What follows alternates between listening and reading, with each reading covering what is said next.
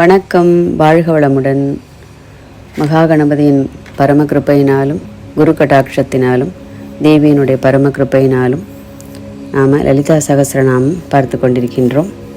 இன்றைக்கி நாம் பார்க்கக்கூடிய ஸ்லோகம் 31. ஸ்ரீமாத்ரே நமக. ஸ்ரீ குருப்பியோ நமக. மகாகணேச நிர்பின்ன விக்னயந்திர பிரகர்ஷிதா பண்டாசுரேந்திர நிர்முக்த சஸ்திர பிரத்யஸ்திர வர்ஷினி. ஒரே நாமமாக வரக்கூடியது. மகாகணேச நிர்பின்ன விக்னயந்திர பிரகர்ஷிதா பண்டாசுரேந்திர நிர்முக்த சஸ்திர பிரத்யஸ்திர வர்ஷினி அப்படின்னு சொல்லக்கூடியது. ஃபர்ஸ்ட் லைனில் அப்படியே நம்ம படிக்கிறதுக்கு ஈஸியாக இருக்கும். செகண்ட் லைனில் பண்டாசுரேந்திர நிர்முக்த சஸ்திர பிரதி அஸ்திர, அதுதான் பிரத்யஸ்திரன்னு வருது. அப்போது சஸ்திர பிரத்யஸ்திர வர்ஷினி அப்படின்னு கொஞ்சம் கரெக்டாக மார்க் பண்ணிக்கணும். படிக்கும்போது நமக்கு இன்னும் ஈஸியாக இருக்கும். இப்போ தேவி என்ன பண்ணுறா அப்படின்னு சொன்னாக்க, மகாகணேசர் அவர் தான். போன ஸ்லோகத்திலே நம்ம பார்த்தோம், தேவியினுடைய சைன்யங்களை ஸ்தம்பிப்பதற்காக பண்டனுடைய ஒரு யந்திரம், அவர்களை செயலிழக்க செய்வதற்காக ஒரு யந்திரத்தை ஏவி விட்டான்னு சொல்லிட்டு பார்த்தோம். அதை பொடிப்பொடியாக்குவதற்காக தேவி காமேஸ்வர முகாலோக கல்பித ஸ்ரீ கணேஸ்வரான்னு சொல்லிட்டு கணேஸ்வரரை படைத்தார்னு சொல்லிட்டு பார்த்தோம். இங்கே மகாகணேச நிர்பின்ன விக்னயந்திர பிரகர்ஷிதா, அந்த பண்டனுடைய படைகள் ஏவி விட்ட அந்த யந்திரத்தை மகாகணேசர் பொடிப்பொடியாக ஆக்கினார், அதை தூள் தூளாக்கினார். அதை பார்த்து தேவியினுடைய அந்த சைன்யங்கள் படைகள் ரொம்ப திரும்ப உற்சாகத்தோட போருக்கு எல்லாம் கிளம்பினார்கள் அப்படின்னு சொல்லிட்டு அதனுடைய நேரடியான அர்த்தம். நம்ம இதனை ரகசியம் பார்த்தோம் அப்படின்னு சொன்னாக்க, இந்த ஜீவன்களிடத்தில் உள்ள எல்லா சக்திகளையும், தெய்வ சக்திகள்னு சொல்கிறோம் இல்லையா, அதை எல்லாத்தையும் அதாவது முன்னாடி போக விடாமல் தடுப்பதற்காக நிறைய பிடித்து, அதாவது பின்னாடி இழுப்பதற்காக, பின்வலிப்பதற்காக நிறைய சக்திகள் நம்ம சரீரத்தில் இருக்குது. இப்போ ஒரு எக்ஸாம்பிளாக சொல்லணுன்னாக்க, அதாவது தாழ்வுணர்ச்சி, சோம்பல், தூக்கம், ஒரு சக்தி இல்லாமல் இருக்கிறது, இப்படி நிறைய நம்முடைய சரீரத்தில். ஏன்னா நம்ம அப்படி தானே, நம்முடைய மனம் இன்றைக்கி உடம்பு சரியில்லாத மாதிரி நினச்சிது அப்படின்னா உடனே உடம்புக்கு தகுந்த மாதிரி ரியாக்ட் பண்ணும்.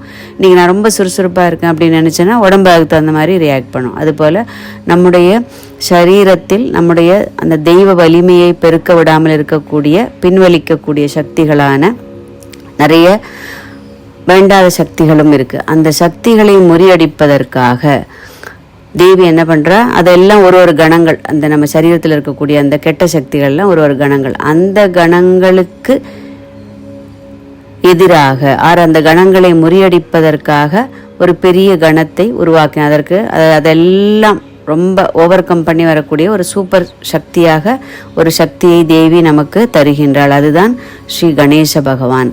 ஸோ தேவி தன்னுடைய கருணையினால் அந்த ஜீவன்களை ரட்சிப்பதற்காக அந்த கணத்தை, மகாகணத்தை படைத்து நம்மை காக்கின்றாள் அப்படிங்கிறத இதனுடைய அர்த்தம். அப்போ மகாகணேச நிர்பின்ன விக்னயந்திர பிரகர்ஷிதா பண்ட அசுர நிர்முக்த சஸ்திர பிரதி அஸ்திர வர்ஷினி அப்படின்னு இவ்வளோ வார்த்தைகள் இருக்குது அதில். பண்டனுடைய படை வீரர்கள் எல்லாம் என்னாச்சு, எல்லாரும் அழிஞ்சாச்சு. எப்படி, எவ்வளவு அவன் தன்னுடைய மாயா சக்தினால், இந்த பழைய நம்ம புராண படங்கள்லாம் பார்த்தா தெரியும், அந்த மாயா சக்தினால் இங்கே இருக்கிற மாதிரி இருப்பான், அங்கே இருக்கிற மாதிரி இருப்பான், ஆணாக இருப்பான், பெண்ணாக இருப்பான், மிருகங்களாக மாறுவான். அதுபோல் நிறைய மாயா சக்திகள் கொண்ட அந்த அசுரனுடைய அந்த பலத்தை தேவி தன்னுடைய திவ்ய அஸ்திரங்களினாலும் சஸ்திரங்களினாலும் அம்பு பொழிந்து அவனை எதிர்கொண்டாள் அப்படின்னு சொல்லக்கூடிய அர்த்தம் நேராக பார்க்கும்போது. இப்போ பண்டன் படை வீரர்கள் எல்லாரும் அழிஞ்சாச்சு. இந்த இடத்துல தேவி எப்படி பண்ணுறாளாம், தன்னுடைய அம்புகளினால், அஸ்திரம் சஸ்திரம், அஸ்திரம் அப்படின்னு சொன்னாக்க கையிலிருந்து விடுபட்டு எதிரியை நோக்கி பாயக்கூடிய அந்த வெப்பன்ஸ், அதுதான் அஸ்திரம். சஸ்திரம்னு சொல்லக்கூடியது கையில் பிடித்து கொண்டே சண்டை போடுவது. எப்படி எதை சொல்லலாம், கத்தி, சூலம், அந்த மாதிரி கதை, இது மாதிரி இருக்கக்கூடியதெல்லாம் கையில் பிடித்து கொண்டே சண்டை போடுறது இல்லையா, அதுதான் சஸ்திரங்கள்னு பேர். கையிலேருந்து இப்போ விடுபட்டு போகிறதுனா என்ன சொல்லுவோம், அம்பு சொல்லலாம் இல்லையா. அது மாதிரி கையிலிருந்து விடுபட்டு போகக்கூடியது சஸ்திரம்னு பேர். அதை கொண்டு பண்டனுடைய அந்த சைன்யங்களை தேவி தன்னுடைய ஆயுதங்களினால் அவற்றை முறியடிக்கின்றாள் அப்படின்னு சொல்லிட்டு நேரடியான அர்த்தம். ரகசியமாக பார்க்கும்போது அஸ்திர சஸ்திரம் நமக்கு தான் நமக்குள்ளேயே இருக்கக்கூடியது. அதாவது சஸ்திரம் அப்படின்னா நம்மை நாமே தாழ்த்தி கொள்வது. நமக்கு எதுவுமே எனக்கு எதுவும் தெரியாது, எனக்கு வராது, எனக்கு எல்லாமே நெகட்டிவாக நம்மளை பற்றி இருக்கக்கூடிய அந்த எண்ணங்கள் நம்மை நாமே குறைத்து மதிப்பிடுவது அப்படின்னு வச்சுக்கலாம். அதுதான் சஸ்திரங்கள்னு பேர். அஸ்திரம் அப்படின்னா அடுத்தவர்களை சுண்டி காண்பித்து பழி போடுவது. இதுதான் சஸ்திரம். இதுதான் முக்கியமான ரகசியம். இதை தான் புரிஞ்சுக்கணும். நாம் எதை நமக்கு நடக்கக்கூடிய நல்லதற்கும் கெட்டதற்கும் நம்ம உடனே என்ன கையில் ஒரு ஆள்காட்டி விரல்னு ஒரு விரல் இருக்குது. அந்த விரல் மூலமாக நம்ம உடனே என்ன சொல்லுவோம், ஒன்னால தான் நான் கஷ்டப்படுறேன், ஒன்னால தான் நான் துக்கப்படுறேன், யாரும் ஒன்னால நான் சந்தோஷப்பட்டேன்னு சொல்லக்கூடிய ஆட்கள் ரொம்ப கம்மி. அந்த மாதிரி அடுத்தவரை தேவையில்லாமல் நிந்தனை பண்ணுவது, அதுதான் அஸ்திரங்கள். சஸ்திரங்கிறது நம்மை நாமே தாழ்த்தி கொள்வது, நம்மை நாமே குறைத்து மதிப்பிடுவது. இன்னொரு ரகசியம் பார்த்தோம் அப்படின்னா, தெய்வம் என்னோட கண்ட்ரோலில் இருக்குது, என்னுடைய வசப்பட்டது அப்படின்னு நினைப்பவனுக்கு தெய்வம் வெகு தூரத்தில் இருக்கும். தெய்வம் நான் எப்படி அதை அடைய போகிறேனே தெரியல, எனக்கு மார்க்கமே தெரியலையே, எனக்கு அப்படின்னு சொல்லிட்டு தெய்வம் ரொம்ப தூரத்தில் இருக்கிறதா நினைத்து வழிபடுபவனுக்கு தேவி என்ன பண்ணுவாளாம், பக்கத்திலே வந்து நிற்பாளாம்.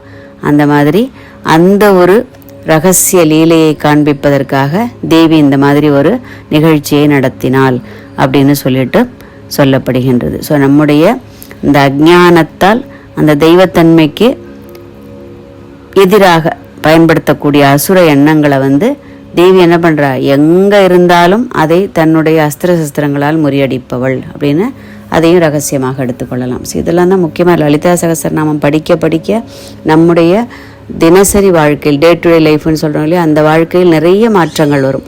அதனுடைய பொருள் உணர்ந்து படிக்கும்போது, ஏதோ ஒரு மைண்டில் ஏதோ வேறு எண்ணங்களோடு படிக்கும்போது அதெல்லாம் எத்தனை வருஷங்கள் படித்தாலும் அதுக்கு பலன் இருக்காது. அதுவே அதனுடைய பொருள் உணர்ந்து படிக்கும்போது நமக்கு அதனுடைய தாத்பரியம், அதனோட உள்ளிருக்கக்கூடிய ரகசியம், நமக்கு என்ன அதுலேருந்து நமக்கு பயன்படக்கூடிய ஒரு கருத்தை எடுத்துக்கலாம் அப்படின்னு யோசித்து படிக்கும்போது இதெல்லாம் நமக்கு பயன்படும்.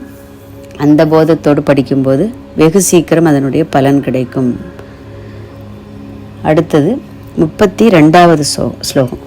கராங்குலி நகோத்பன்ன நாராயண தச ஆக்ருதிஹி மகாபாசுபதாஸ்திராக்னி நிர்தக்த அசுர சைனிகா அப்படின்னு சொல்லக்கூடிய 32வது ஸ்லோகம். கராங்குலி நகோத்பன்ன நாராயண தசாக்ருதிஹி மகாபாசுபதாஸ்திராக்னி நிர்தக்தாசுர சைனிகா அப்படின்னு சொல்லி ரெண்டுமே ஒரே ஒரு, அதாவது முதல் லைன் ஒரே நாமா, செகண்ட் லைனும் ஒரே நாமா தான். நம்ம பிரிக்கக்கூடாது. தெரியறதுக்காக நம்ம எப்படி பிரிக்கிறோம் அப்படின்னாக்க, கர அங்குலி நக உற்பன்ன நாராயண தச ஆக்ருதிஹி, இவ்வளோ வார்த்தைகள் இருக்குது அதில். அதே மாதிரி செகண்ட் லைனில் மகா பாசுபதம் அஸ்திராக்னி நிர்தக்த அசுர சைனிகா. மகாபாசுபதாஸ்திரம் அப்படிங்கிறது பெரிய ரொம்ப திவ்யாஸ்திரத்தில் ரொம்ப சிரேஷ்டமான ஒரு அஸ்திரம். அதுதான் புரிஞ்சுக்கணும் சார். கர அங்குலி, கைகளின் விரல், அங்குலினாக்க விரல்கள், அதனுடைய நக உற்பன்ன, நக நுனிகளிலிருந்து உற்பன்ன, அதுலேருந்து தோற்றுவிக்கிறார் எதை, நாராயண தச ஆக்ருதிகி, நாராயணனின் 10 அவதாரங்கள். இது என்னடா அது தேவி கதையில் புதுசாக நாராயணர் வராரு அப்படின்னு சொல்லிட்டு பார்த்தோம் அப்படின்னு சொன்னாக்க, இந்த இடத்துல இந்த பண்டாசுரன்கிறவன், ஏன்னா எல்லாமே அசுர சக்தி தான், ஒரு பேர் வச்சு நமக்கு அதன் மூலமாக நமக்குள் இருக்கக்கூடிய அசுர சக்தியில தான் தேவி நமக்கு புலப்படுத்துகிறா.